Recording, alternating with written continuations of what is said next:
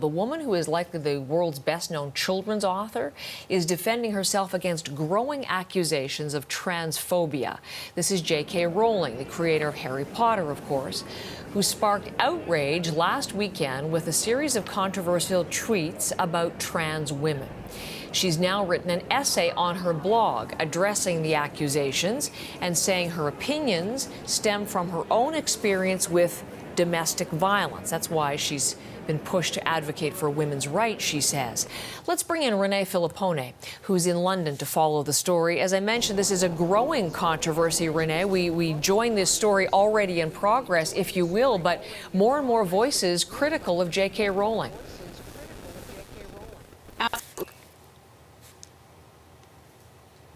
Her movies, people, calling for her publishers and the movie companies that produced her movies to do something about it. And it all starts back and goes back to last weekend. And that's when J.K. Rowling responded on Twitter to a headline she read online that read, "Creating a more equal post-COVID-19 world for people who menstruate." And she responded by saying, I'm sure there is a word for these people, followed by a number of deliberately misspelled versions of the word woman.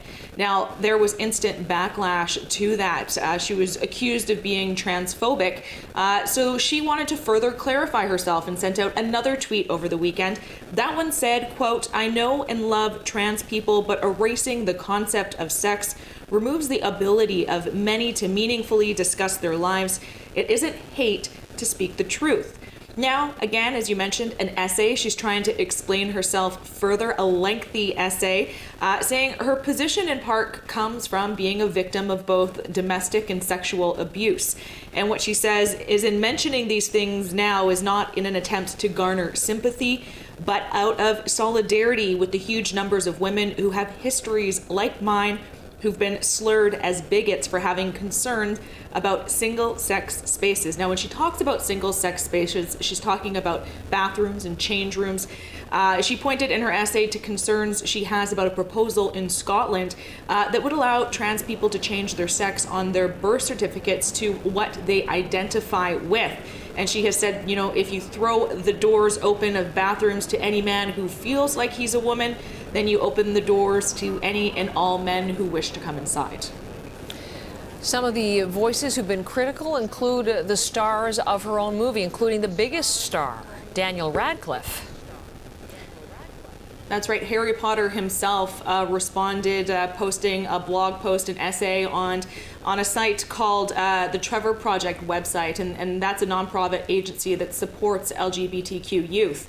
And in that statement, he wrote, "Transgender women are women. Any statement to the contrary erases the identity and dignity of transgender people and goes against all advice given by professional healthcare associations who have far more expertise on this matter than either Joe or I." He also added that he hopes her comments don't tarnish the experience that fans have had with her books and the movies.